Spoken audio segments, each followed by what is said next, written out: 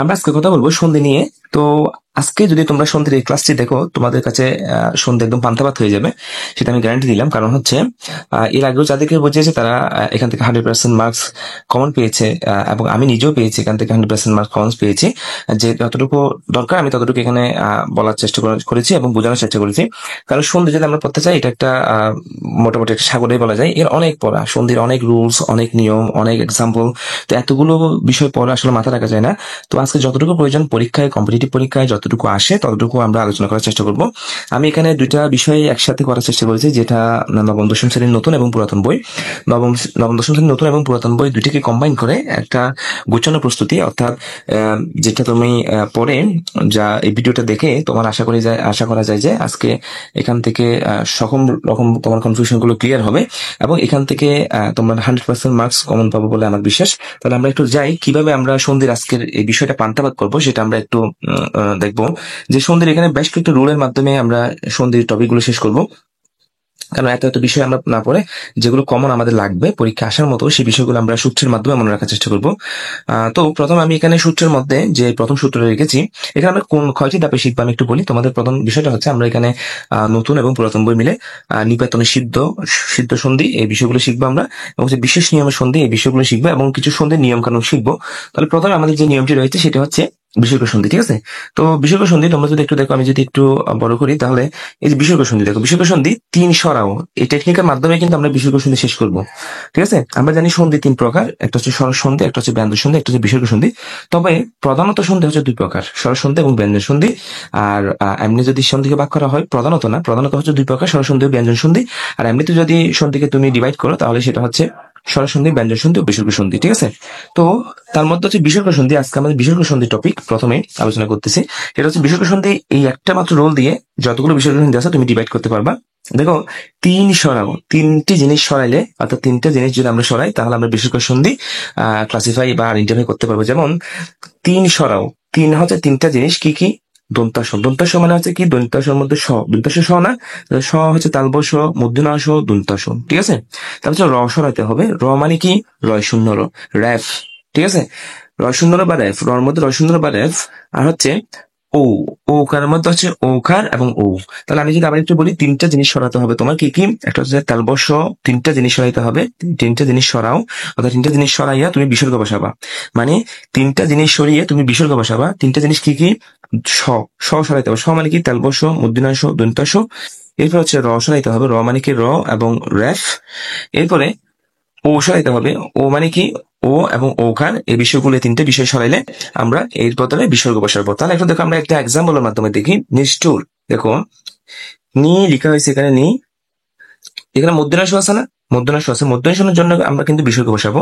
যেহেতু এখানে এই তিনটা জিনিস সরাইলে, এই যেগুলো সরাইয়া আমরা বিসর্গ বসাবো, এই মধ্যাংশের জন্য আমরা কি বসাবো? দেখো এখানে বিসর্গ বসানো হয়েছে।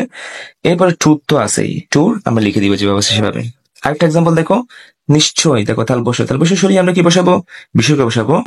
নিটা বসাইলাম, তারপর তালবসের জন্য বিসর্গ বসলো। এবার ছয়টা বসাই দিছি। ঠিক আছে? এবার দেখো পরিষ্কার, দন্তাস, দন্তাসের সরিয়ে আমরা কি বসালাম? বিসর্গ বসালাম, কাঠটা বসে গেছে। ঠিক আছে? এবারে ভাস্বর, দেখো দন্তাস সরিয়ে আমরা কি বসালাম? বিসর্গ, এবার হচ্ছে কার বসে দিলাম। অর্থাৎ তোমাদের যদি কোন একটা শব্দের মধ্যে যদি তালবস থাকে, দন্তাস থাকে, মূর্ধন্য থাকে, ঠিক আছে, এবং যদি রয় শূন্য থাকে, র্যাফ থাকে, এবং যদি ওকার থাকে, ও থাকে, এগুলো থাকলে তুমি এগুলো সরিয়ে দিয়ে, মানে উঠিয়ে দিয়ে বিসর্গ বসায় দিবা। আশা করি ক্লিয়ার। এক্সাম্পল গুলো ভালো করে দেখবা, এবং তুমি যদি বুঝতে পারো, যে কোনো এক্সাম্পল আসলে তুমি আনসার করতে পারবা। এরপর আমরা দেখবো আমাদের বিসর্গ সন্ধি শেষ, আমরা যাবো হচ্ছে ব্যঞ্জন সন্ধি। ব্যঞ্জন সন্ধি আমরা কিভাবে মনে রাখবো? দেখো এখানে যে চার্ট দেওয়া আছে, যে ক বর্গ, চ বর্গ, ট বর্গ, ত বর্গ এবং প বর্গ। তাহলে এই যে বর্গীয় বর্ণ, এগুলো হচ্ছে 5টি বর্গীয় বর্ণ আছে, 5টি বর্গীয় বর্ণে 25টি বর্ণমালা আছে। এগুলো তোমাদের এমসিকিউ এর জন্য দরকার। 5টি বর্গীয় বর্ণ, ক বর্গ, চ বর্গ, ট বর্গ, ত বর্গ, প বর্গ, এখানে টোটাল 5টি করে 25টি বর্ণ আছে। এই 25টি বর্ণ হচ্ছে স্পৃষ্ট ব্যঞ্জন বলা হয় এগুলোকে, অথবা এগুলো বর্গীয় বর্ণ বলা হয়। স্পৃষ্ট ব্যঞ্জন 25টি বা বর্গীয় বর্ণ 25টি। এগুলো অন্য টপিক আমাদের লাগবে, তবে সন্ধি পড়ার সময় আমরা এটা একটু পড়ে নিলাম। তো এখন তুমি একটা কথা মনে রাখবা, সেটা হচ্ছে ব্যঞ্জন সন্ধি কিন্তু নিয়ম 1 নাম্বারটা পড়তেছি আমরা কিন্তু। ঠিক আছে? ব্যঞ্জন সন্ধি আমরা কিন্তু বিসর্গ সন্ধি শেষ করছি, ব্যঞ্জন সন্ধির নিয়ম 1। এই 1 নাম্বার নিয়মে আমরা প্রথমে দেখবো, দেখো নিয়ম 1-এ নিয়ম যে এক, নিয়ম অনেকগুলো আছে, নিয়ম অনেকগুলো আছে, তার মধ্যে আমরা হচ্ছে নিয়ম 1টা দেখবো। দেখো নিয়ম 1-এ দেখো 3 নাম্বারের জন্য 1 নাম্বার হবে। What is this? 3 নাম্বারের জন্য 1 নাম্বার কি? 3 নাম্বারের জন্য 1 নাম্বার হচ্ছে এই যে, একটু দেখো, এখানে 3 নাম্বার বর্গীয় বর্ণ কোনগুলো দেখো তো, এই 3 নাম্বার বর্গীয় বর্ণ গ বর্গ চ, তারপর হচ্ছে ড, ড, ব, ঠিক আছে, এগুলো হচ্ছে বর্গীয় বর্ণ 3 নাম্বার, ঠিক আছে। তাহলে এই 3 নাম্বার বর্গীয় বর্ণের জন্য বর্গের জন্য 1 নাম্বার বর্গীয় বর্ণ হবে। যেমন আমরা একটা এক্সাম্পল দেখি। আচ্ছা, তাহলে যদি গ থাকে গর জন্য ক বসাবো, বর্গ জ থাকলে বর্গের জন্য চ বসাবো, ড থাকলে ডর জন্য ট বসাবো, দ থাকলে এর জন্য ত বসাবো, ব থাকলে এর জন্য প বসাবো। মানে কি এক্সাম্পল একটু আমরা দেখবো। দেখো দেখো বললাম কি বর্গীয় বর্ণ 3 নাম্বারের জন্য কি বসবে, 1 নাম্বার বসবে। খেয়াল করো, দিগন্ত দেখো তো গ আছে না, গ থাকলে কি বসবো বলছিলাম, ক বসাবো। 3 নাম্বার, এটা 3 নাম্বার সিরিয়াল, এই 3 নাম্বারের জন্য আমরা কি বসাবো, 1 নাম্বার বসাবো। অর্থাৎ এই গর জন্য ক বসাবো। দেখো এই গ এর জন্য দিগন্ত, গ এর জন্য কি হয়ে গেছে ক, দিগন্ত দিক যোগ অন্ত, এই গ এর জন্য আমরা ক বসেছি, ঘ বসাতে পারবো না, এটা সূত্র 1। আবার আরেকটা 2-1টা এক্সাম্পল দেখি। যেমন এখানে নিযন্ত, দেখো বর্গীয় জ আছে না, নিযন্ত, এই দেখো বর্গীয় জের জন্য কি বসবে, ছ বসবে, তাহলে নিচন্ত, নিচ যোগ অন্ত। ডুবন্ত, দেখো ডুব আছে না, এই যে ব এর জন্য কি বসবে, প বসবে, ডুব যোগ অন্ত ডুবন্ত। তাহলে এই ব এর জন্য আমরা কিন্তু কি বসেছি, প বসেছি, দেখো ব এর জন্য প বসেছি, ডুব যোগ অন্ত। তাহলে আমরা বুঝে গেলাম যে 3 নাম্বার সারির জন্য আমরা 1 নাম্বারটা বসাবো, অর্থাৎ গ এর জন্য ক বসাবো। তাহলে তুমি যখন ভাঙবা তখন তুমি দেখবা দিগন্ত দিক যোগ অন্ত, গ না ক বসাবা, নিযন্ত নিচ যোগ অন্ত, বর্গীয় জন্য চ বসাবা, ডুবন্ত ডুব যোগ অন্ত, ব না প বসাবা। এভাবে তোমার 1 নাম্বার নিয়মটা আমাদের শেষ হবে। এখন আমরা দেখবো নিয়ম 2, মানে হচ্ছে সন্ধি, ব্যঞ্জন সন্ধির যে নিয়ম 2 সেটা আমরা একটু দেখবো। যদি পঞ্চম বর্ণ থাকে, এই পঞ্চম বর্ণগুলো থাকে, সেগুলোর জন্য আমরা ম বসাবো। তাহলে কি বললাম ভালো করে খেয়াল করো, পঞ্চম বর্ণের জন্য ম বসাবো। পঞ্চম বর্ণ কোনটা, দেখো পঞ্চম বর্গীয় বর্ণগুলো হচ্ছে যে তোমার এই পঞ্চম বর্গীয় বর্ণ উ, ইয়, মূর্ধন্য, দন্তন্য, ম, ঠিক আছে, এগুলোর জন্য আমরা ম বসাবো। তাহলে এক্সাম্পল দেখে একটু কিভাবে কি হবে। দেখো কঙ্কন, কঙ্কন দেখো কঙ্কন, এই যে উ আছে না, দেখো উ পঞ্চমের জন্য কি বসালাম আমরা, পঞ্চম বর্ণের জন্য আমরা কি বসাবো, ম বসাবো। দেখো কম কন, এই কম ম বসে গেছে, উ এর জায়গায় কি বসছে, ম বসছে, তারপর কন কন, ঠিক আছে। তো দেখো মূর্ধন্যের জায়গায় কি বসছে, এখন মূর্ধন্যের জন্য দন্ত বসছে, এটা কিন্তু একটু চেঞ্জ, যে মূর্ধন্যের জন্য এটা দন্তান্ন বসছে। মূর্ধন্য সবসময় মূর্ধন্য থাকলে, মূর্ধন্য থাকলে এগুলোর জন্য দন্তাস্য বসে, দন্তান্ন বসে, যেমন মূর্ধন্যের জন্য দন্তান্ন বসে, তালবস্য এবং মূর্ধন্যের জন্য দন্তাস্য বসে, ঠিক আছে। এগুলো একটু অনেক সময় চেঞ্জ হয়, এটা একটু ভিন্ন। তবে এটা দেখি আমরা, দেখো ভয়ঙ্কর, ভয়ঙ্কর, এই যে ও আছে না, ওটা কোন নাম্বার বর্ণ, দেখো পঞ্চম বর্ণ, এটার জন্য কি বসবে, ম বসবে। এই দেখো ম বসে গেছে, ভয়ঙ্কর ওর জন্য কি বসছে, ম বসছে, ঠিক আছে। যেমন সন্ধি, দেখো এখানে সন্ধি, পঞ্চম বর্গীয় বর্ণ ম আছে, এই দেখো ম, এখানে ম বসছে। তার মানে আমি যেটা বোঝাতে চাচ্ছি, এই যে পঞ্চম বর্গীয় বর্ণগুলোর জন্য আমাদের ম বসাতে হবে। উমার জন্য আমরা ম বসেছিলাম, উমার জন্য আমরা ম বসেছিলাম, ম এর জন্য কিন্তু ম বসেছিলাম। তাহলে এই সূত্রটা অ্যাপ্লাই হবে নিয়ম 2-এ, ঠিক আছে। এরপরে আমরা 3 নম্বর নিয়মে যাবো। দেখো 3 নম্বর নিয়মে, এখন আমরা নিয়ম 3 নম্বরে দেখি একটু। দেখো যদি 5 নাম্বার বর্ণ থাকে, 5 নাম্বার বর্ণ থাকলে আমরা 1 নাম্বার বসাবো, 5 নাম্বার থাকলে 5 নাম্বার বসাবো, অর্থাৎ 5 নাম্বার থাকলে আমরা 1 নাম্বার বসাতে পারবো, অথবা 5 নাম্বার থাকলে 5 নাম্বার বসাতে পারবো। তুমি সিম্পল ভাবে মনে রাখো, 5 নাম্বার থাকলে আমরা 1 নাম্বার বসাবো। তার মানে কি, এই যে পঞ্চম বর্গীয় বর্ণগুলো যদি থাকে, আমরা 1 নাম্বার বর্গীয় বর্ণগুলো বসাবো। যেমন আমরা যদি একটু এক্সাম্পল দেখি, যেমন বাকময়, ঠিক আছে, এই যে বাকময়, এটা উ আছে না, উর জন্য কি বসবে, উর জন্য ক বসবে, দেখো বাকময় ক বসছে, ঠিক আছে। বাকিগুলো তো সেম সেম, বাকময়। এরপর দেখো উন্মেষ, দেখো উন্মেষ, এই কি আছে, দন্তান আছে না, দন্তানের জন্য ত বসবে, এই দেখো দন্তানের জন্য ত বসছে, এই দন্তানের জন্য কি বসছে, ত বসছে। তাহলে যদি এই বর্গীয় বর্ণগুলো থাকে, এটার জন্য আমরা প্রথম বর্গীয় বর্ণগুলো বসাবো। এরপরে দেখো ব্যঞ্জন সন্ধি, ব্যঞ্জন সন্ধি হচ্ছে নিয়ম 4 নাম্বার। আমরা ব্যঞ্জন সন্ধি যে 4 নাম্বার নিয়ম সেটাতে আসছি। যদি ছয় ছয় থাকে, ছয় হয়। আমরা কিন্তু ইতিমধ্যে ব্যঞ্জন সন্ধির বেসরকারি সন্ধি শিখছি, ব্যঞ্জন সন্ধির 3টা নিয়ম শিখছি। এখন ব্যঞ্জন সন্ধির 4 নাম্বার সূত্রে আমরা আসছি, এটা হচ্ছে ছয় ছ। দেখো ছয় ছ, দেখো তো একদম সহজ না, একটু দেখো। ছয় ছ, যদি ছয় ছ থাকে চ বসাবো, মানে ছয় ছ থাকলে ছ বসাবো, সরি ছয় ছ থাকলে ছ বসাবো। তাহলে কিভাবে, দেখো এই যে একচ্ছত্র, ছয় ছ আছে, ছ বসেছি, ঠিক আছে। এবার দেখো বাকিগুলো সেম সেম আছে আগের মতো, এখানের মতো। পরিচ্ছেদ, দেখো ছয় ছ আছে, ছ বসেছি, দেখো ছয় ছ আছে, সেম ছ বসেছি। যদি ছয় ছ থাকে আমরা ছ বসাবো, ঠিক আছে। আচ্ছা, এরপরে ব্যঞ্জন সন্ধির 5ম নাম্বার যে নিয়মটা, সেটা হচ্ছে ব্যঞ্জন সন্ধির 5ম নাম্বার যে নিয়মটা, সেটা হচ্ছে তোমার টয় ড, মধ্য নয় ন, লয় ল, ছয় ছ, এভাবে যদি যুক্ত বর্ণ থাকে, প্রথম ব্যঞ্জনটা বাদ দিয়ে খণ্ডতা বসাতে হবে। আবার বলি, যদি যুক্ত বর্ণ থাকে, যুক্ত বর্ণ কিন্তু এভাবে যদি থাকে, প্রথম বর্ণটি বাদ দিয়ে আমাদের হন্ডত বসাতে হবে। কিরকম, আমরা একটা এক্সাম্পল দেখি, যেমন উদ্দিন। দেখো এই প্রথম বর্ণটা উঠে দিয়ে আমাদের হন্ডতা বসাইছি, বাকিটা সেম এখানে আছে। দেখো এরপরে জগন্নাথ, প্রথম বর্ণটা দন্তানটা তুলে দিয়ে আমরা হন্ডতা বসাইছি, তারপর বাকিটা লিখে দিছি। চলচ্চিত্র, এই যে চটা তুলে দিয়ে হন্ডতা বসাইছি, তারপর বাকিটা লিখে দিছি। উল্লাস, উল্লাস, এই উল্লাসের প্রথমে লটা তুলে দিয়ে হন্ডতা বসাইছি, তারপর বাকিটা বসিয়ে দিছি। তাহলে আমরা বুঝে গেলাম যে তোমার ব্যঞ্জন সন্ধিতে যদি প্রথম বর্ণটা এরকম যদি ডাবল বর্ণ থাকে, অর্থাৎ যুক্ত বর্ণ থাকে, তখন আমরা প্রথমটা তুলে দিয়ে এটার জন্য হন্ডতা বসাবো। আমরা ব্যঞ্জন সন্ধির 6 নম্বর নিয়ম, মানে 6 নম্বর নিয়মে আমরা আসছি। এই 6 নম্বর নিয়মে আমরা একটু দেখবো সংসার। যদি আচ্ছা, এগুলো রুলটা দেখি কি, রুলটা হচ্ছে যদি অনস্বার থাকে অথবা উমা থাকে, এর জন্য ম বসবে। আবার বলি, অনস্বার যদি থাকে অথবা উমা থাকে, এর জন্য ম বসবে। তাহলে নিয়ম 6 নাম্বারটা তোমরা মনে রাখবো, যদি উমা এবং অনস্বার থাকে, এগুলোর জন্য আমরা ম বসাবো। তাহলে একটু দেখি সংসার। দেখো সংসার, অনুসার আছে না, এটার জন্য আমরা ম বসাইছি। সংস্কার, দেখো এই অনুসার আছে, এটার জন্য আমরা ম বসাইছি। সংস্কার, অনুসার জন্য ম বসাইছি, অনুসার জন্য ম বসাইছি। এছাড়াও যদি ম থাকো, তাও আমরা কি বসাবো, ম বসাবো। ঠিক আছে, এটা হচ্ছে ব্যঞ্জন সন্ধির 6 নম্বর নিয়ম। 7 নম্বর নিয়ম আমরা আসছি, ব্যঞ্জন সন্ধির 7 নম্বর যে নিয়মটা, সেটা একটু দেখো। যদি দ থাকে, এটার জন্য হন্ডত বসাতে হয়। যদি দ থাকে, এটার জন্য হন্ডত বসাতে হয়। তাহলে একটু এক্সাম্পল দেখবো। উদ্ঘাটন, দেখো উদ্ঘাটন, দ আছে না, এটার জন্য হন্ডত বসাবো। উদ্ঘাটন, দ আছে না, এটার জন্য হন্ডত, বাকিটা দেখো সেম সেম রয়ে গেছে। এবার দেখো তদ্ভব, যেখানে দ আছে না, এই দর জন্য দেখো হন্ডত বসবে, যেমন তদ্ভব। যদি দ থাকে, এর জন্য হন্ডত বসবে।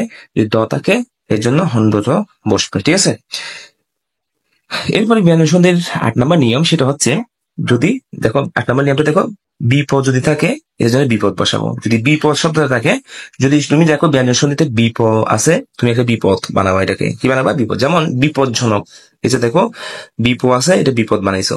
ঠিক আছে, তারপর জনক বানাইছো। বিপ আছে, বিপ শব্দটা থাকলে এটাতে বিপদ বানাবা। বিপ শব্দটা থাকলে এটার জন্য বিপদ বানাবা। ঠিক আছে, বিপদ শব্দটা থাকলে এটার জন্য বিপদ বানাবা, বাকিটা লিখে দিবা। ঠিক আছে, তাহলে এক কথায় যে বিপদ দেখলে তুমি বিপদ শব্দটা এখানে বানাবা সন্ধি বিচ্ছেদ করার সময়। এরপরে আমরা প্রথমে শেষ করছি বিসর্গ সন্ধি, এরপরে শেষ করছি আমরা ব্যঞ্জন সন্ধি। এখন আমরা আসছি স্বর সন্ধি। তো আমি অনেক দ্রুতই বলতেছি, কারণ যাতে ভিডিও টাইমটা একটু কনজিউম করা যায়, কমানো যায়। তাহলে তোমরা যদি বেশি মনে হয় যে আমি দ্রুত বলতেছি, তাহলে তোমরা একটু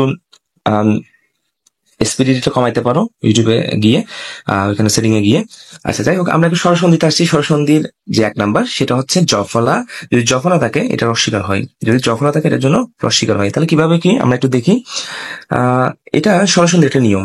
নিয়ম 1, আমরা 1 নাম্বার নিয়মে যদি জফলা থাকে, আমরা রস্বীকার বসাবো। তাহলে একটু দেখি, যেমন অত্যাধিক, দেখুন অত্যাধিক জফলা আছে না, এই জফলার জন্য আমরা কি বসাবো, রস্বইকার বসাবো। অতি, অত্যাধিক, এই জফলার জন্য রস্বইকার। অত্যাধিক, অতি যোগ অধিক। ঠিক আছে, এরপর দেখো প্রত্যক, জফলা আছে না, এটাকে আমরা জন্য প্রতি বানাবো। এটার জন্য প্রতি বানাবো। ঠিক আছে, জফলার জন্য রস্বইকার। ইত্যাদি, ইতি।